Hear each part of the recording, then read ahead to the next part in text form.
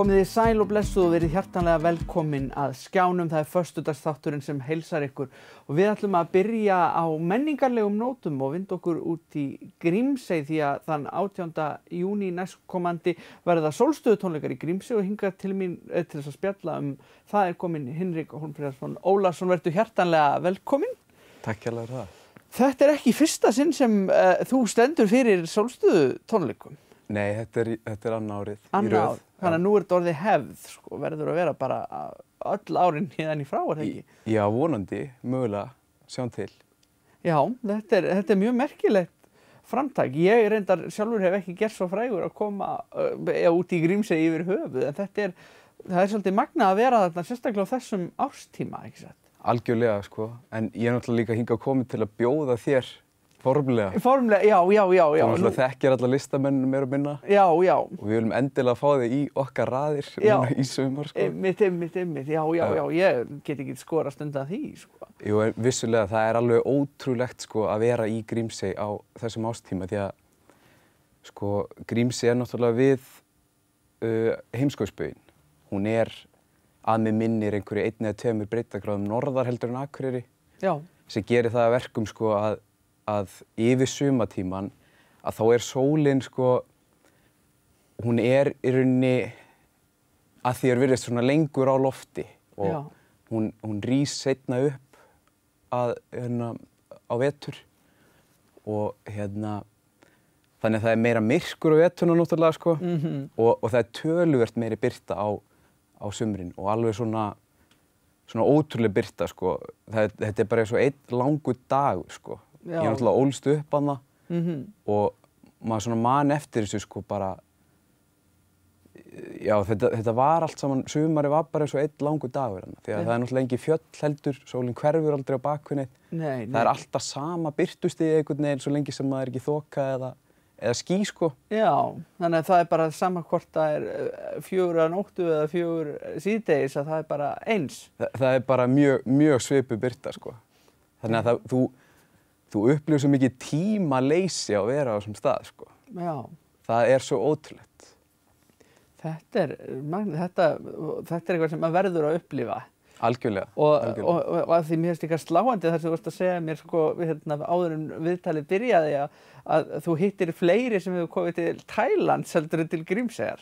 Algjörlega og nú er ég náttúrulega búið á báðum stöðum. Ég bjó í Tælandi þegar 17 ára skiptinni með þar og það er einhvern veginn svona ekkert fréttir einhver hafi verið í Bangkok skilur. Það er bara og þess að hafi verið í Reykjavík eitthvað en þegar ég kynni mig og segi já ég er alinn upp í Grímsey það er mjög sjaldans ég fæ í rauninni þau viðbrögð fólki já, ég er komið þangað. Það er yfirleitt eiginlega þegar raugt ég hef nú aldrei komið þangað Já, einmitt. Það er örsjaldans ég hitt einhvern sem hefur komið í Grímsey og meira segja Akureyringa sem er náttúrulega ég leyfi mér að segja eiginlega til skammar því að þetta er náttúrulega hluti af Akureyrarbæ þetta er sama sveitafélagið. Þetta er sama sveitafélag Já, þetta er rosalegt og þetta er náttúrulega kjörið tækifæri til þess að bæta úr því að fara út í Grímsey og ná þessum sólstöðu tónleikum. Algjörlega því að líka ef Þórólfur leyfir náttúrulega að þá verður þessara helgina sumar sólstöðu hátíð kvenfélagsins sem er alveg bara dúndur partí það hefur verið og náttúrulega ef samkomu takmarkanir leyfa þá er mjög líklegt að því verði að það hefur verið siglingi kringum eyjuna og sjávarréttarkvölda sem allar konurnar náttúrulega þaulvanar bara að elda fisk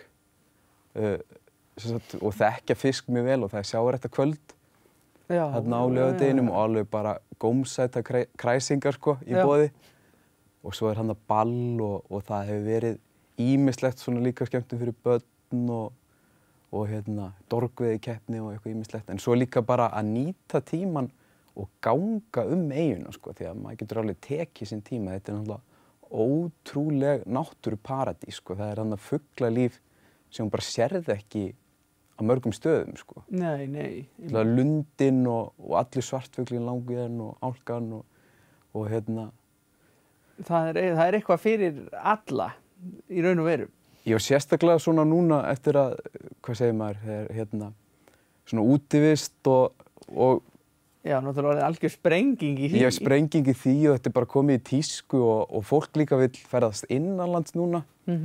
Sko í mínum huga, þetta náttúrulega, ég alin upp í Grímsey alveg til 7 ára aldurs og svo var ég öll sumar til 15 ára.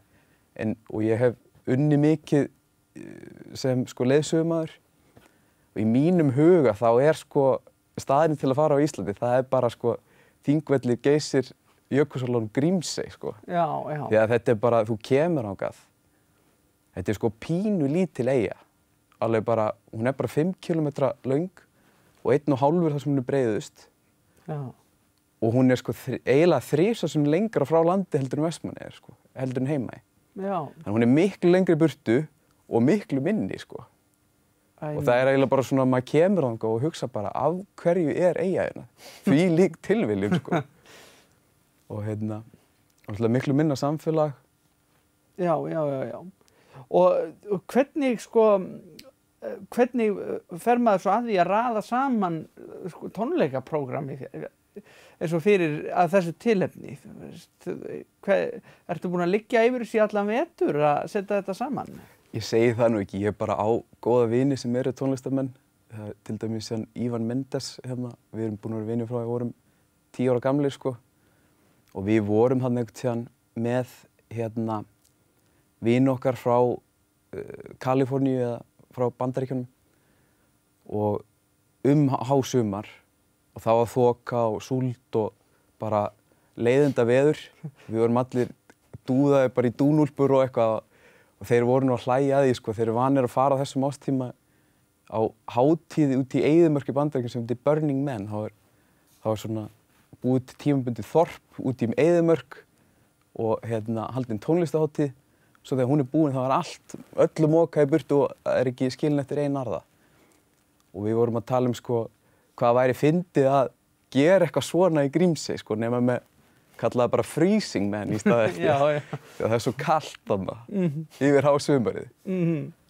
En þannig svona kviknaði þessi hugmynd og Ívan náttúrulega tónlistarmaður og ansi flinkur í því og svo vinkonunga Díana Sus, hún þekkist nákvæmlega á Akureyri, lettnesk stelpa, mjög flink jazzsöngkona og býr til sína eigin tónlist og svo kom Stefán í fyrra en í ár koma 2 strákar frá Dalvík, Þormar Ernir og Þorsteinn í hljómsveitinni Thor. Já, þú kannast þið þá. Já. Þeir eru helviti flotti líka sko og þannig við erum mjög spenntir að fá þá því að Stefán í Mexíkó. Já, það er kannski ekki svona auðvelt að skreppa þaðan út í Grímsey. Nei, ekki. Þetta er náttúrulega áður utanlandsferð bara að fara út í Grímsey. Þú ert sérstaklega býr fyrir sunnan eins og ég, þú ert að vera komin inn á deginum áður, svo ert að fá fara út á Dalvík, fara í ferjuna. Já, þetta er bara ævintýri sko. Þetta er mikið ævintýri sko og ég bara með hvet alla Akureyringa til að sækja eyjuna heim. Þetta er ótrúlega staði bara fylgist bara með veðurspánni fyrst sko. Já. Ef veðrið lofa góðu sko. En við hvetjum þetta bara alla til þess að mæta á hátíðina líka. Algjörlega. Fólk ekkert að fara til útlanda á þessum tíma, þannig það er alveg gott að fara í Grímsey og upplifa góða tónlist og þessa ótrúlegu birtu og hátíðina þetta bara eins og hún leggur sig. Algjörlega. Þetta er bara frábært. Ég óskaði bara ótrúlega góðs gengis með þetta og ég hlakka til þess að koma í Grímsey. Ég skorast ekkert undan því. Nei, bara takk fyrir að koma í þáttinn. Takk fyrir mig.